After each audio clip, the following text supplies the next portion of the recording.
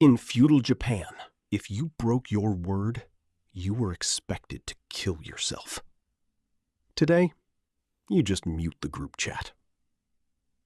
We didn't get more forgiving. We got more comfortable lying to ourselves, and every excuse we bought along the way quietly cost us the person we could have been.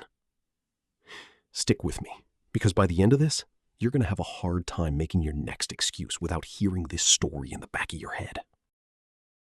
Bushido wasn't a suggestion, it was law.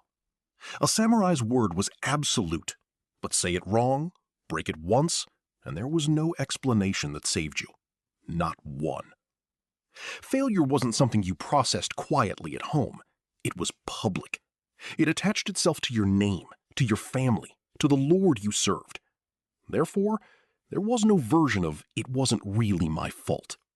That sentence didn't just go unused, it didn't exist. Not in their language, not in their lives. And this wasn't cruelty for its own sake. It was a bet. A bet that if you removed every excuse from a person's vocabulary, what was left underneath would be someone who could actually be trusted. Someone whose word meant something, because it had to. That bet gets tested in one story more than any other in Japanese history. In 1701, a lord named Asano was serving a ceremonial duty inside Edo Castle, one of the most rigid, high-stakes environments in the country. A court official named Kira was assigned to instruct him on protocol, but Kira, by most accounts, humiliated him instead, publicly, repeatedly. Asano drew his sword. On castle grounds, drawing a blade for any reason was a crime with only one sentence. He was ordered to end his own life that same day. Not next week, not after an appeal, that same day. His lands were seized, his name erased from status, and 47 of his samurai, men who had trained under him, eaten at his table, built their entire identities around serving him, became Ronin overnight. Masterless, disgraced by association, left with nothing but a decision to make. Most people in that position would have scattered, found new lords, rebuilt quietly. They didn't. But they didn't accept that as the ending.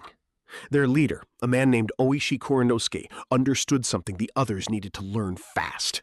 Kira knew exactly who these 47 men were, and Kira had spies watching every one of them for any sign of retaliation.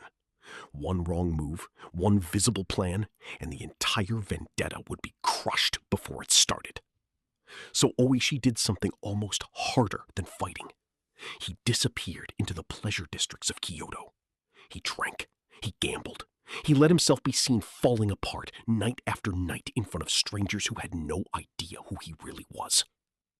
One day, a samurai from another domain saw him lying drunk in the street and kicked him, called him a disgrace, said he wasn't fit to carry the title of samurai anymore, in front of a crowd, in public. Ōishi said nothing. He let the humiliation land, and he let it stay there, because reacting would have exposed everything.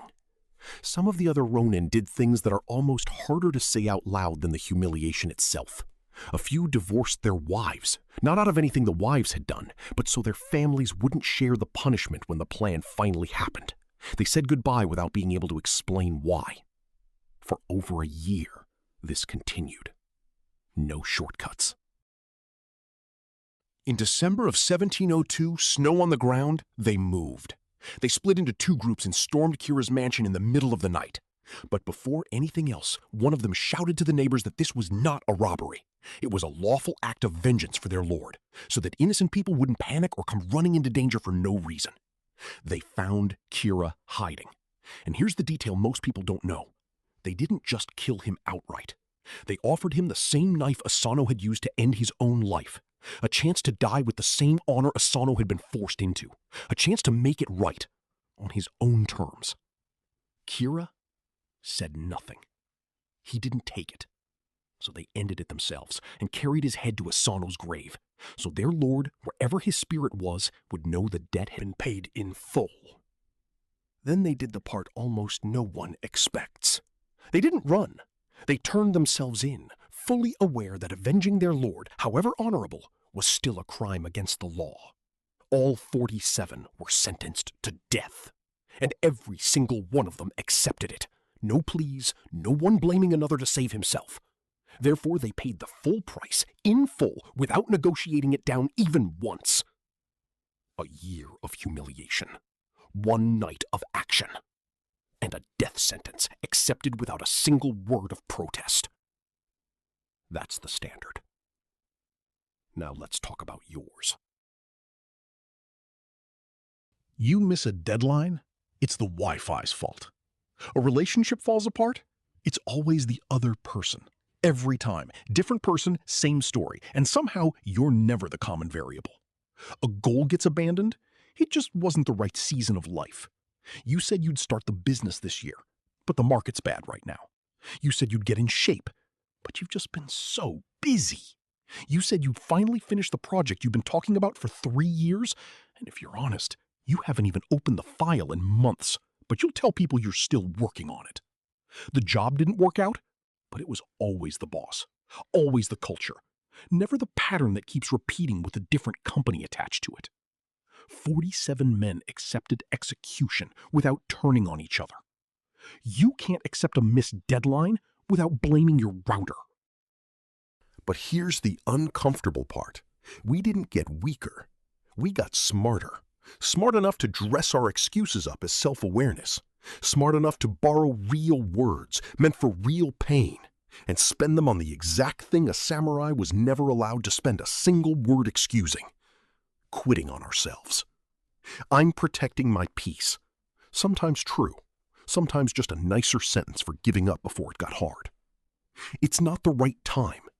Sometimes true, sometimes just fear wearing a calendar as a disguise. I'm just not that kind of person. The most dangerous one, because it doesn't even feel like an excuse. It feels like identity. But identity was never supposed to be the thing you hide behind. It was supposed to be the thing you built. So what do you do with a story like this? You're not a samurai. Nobody's asking you to accept a death sentence for missing a deadline. That's not the point. The point is smaller and harder in its own way. It's this. The next time you catch yourself building the explanation, the one about the traffic, the economy, the wrong timing, the wrong people, stop for 1 second before you say it out loud. Ask yourself the only question that matters. Is this true, or is this just comfortable? Ōishi Kuranosuke spent a year letting people believe he was worthless, because he was playing a longer game than his own reputation. You don't need a year. You need one conversation, one deadline, one moment where you say, that one was on me, without adding a but onto the end of it. That's the whole practice. Not seppuku, not extremity for its own sake. Just one sentence said completely with nothing attached to soften it. Start there. See how it feels to actually mean it. Seppuku wasn't about death. It was about a culture that refused to let you lie to yourself. We killed the ritual and kept the lying.